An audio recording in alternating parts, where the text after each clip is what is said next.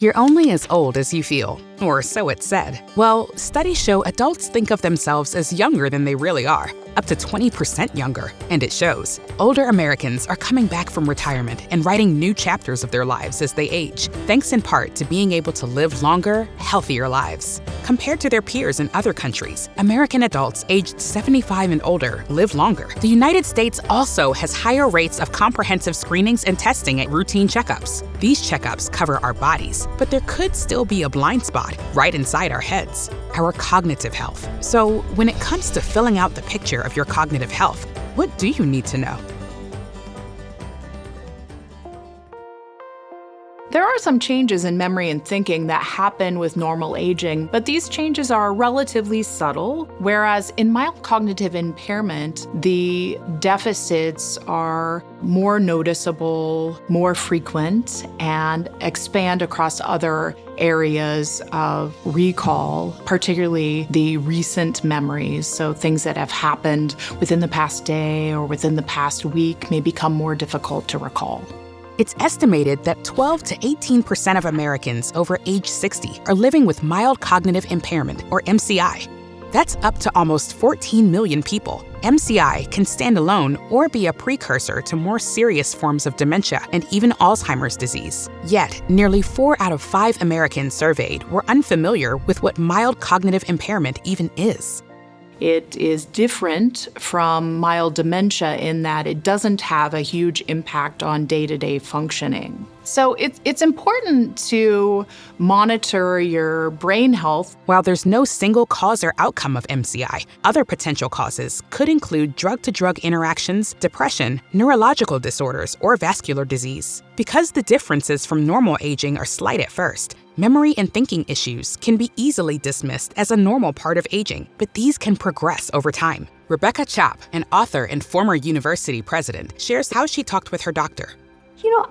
I really didn't see a lot of changes. So when I went to my annual physical, I told my primary care physician, an amazing person, who realized something has changed in this woman's body.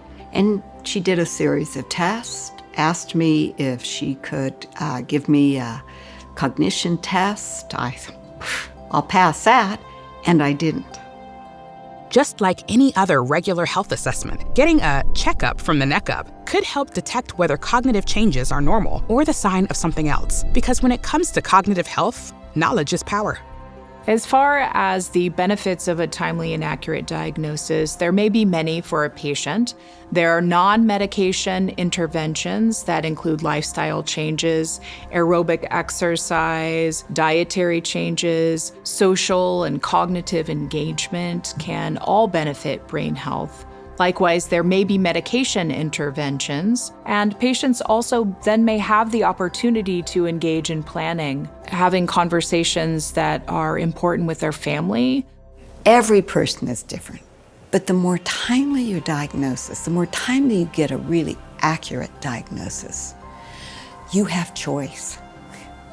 You have choice to really enjoy life, to spend time with your family. So I think it's a very empowering knowledge. Along with other routine health assessments, you can bring up memory and thinking issues with your doctor, who may recommend written or verbal tests, blood tests, physical and neurological exams, or additional tests, including brain imaging tests. Certain PET scans, blood, or cerebrospinal fluid tests look for evidence of amyloid plaque, one of the hallmarks of Alzheimer's disease.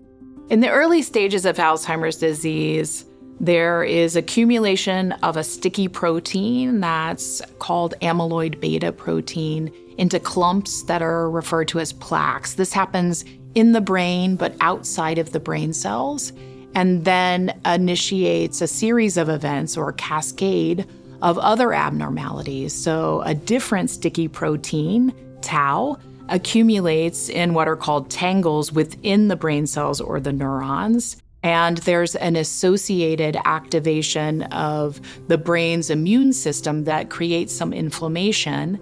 And all of this activity makes it difficult for the brain cells or neurons to talk to one another. But if Rebecca's story shows us anything, it's that timely detection, accurate diagnosis, and early action can be life-changing. I think the timely diagnosis for me meant that I could keep writing the story, but I could write a different story, to do things that I had never imagined doing or that I had always wanted to do. I always wanted to spend more time with my husband. I never imagined painting, and I took up painting.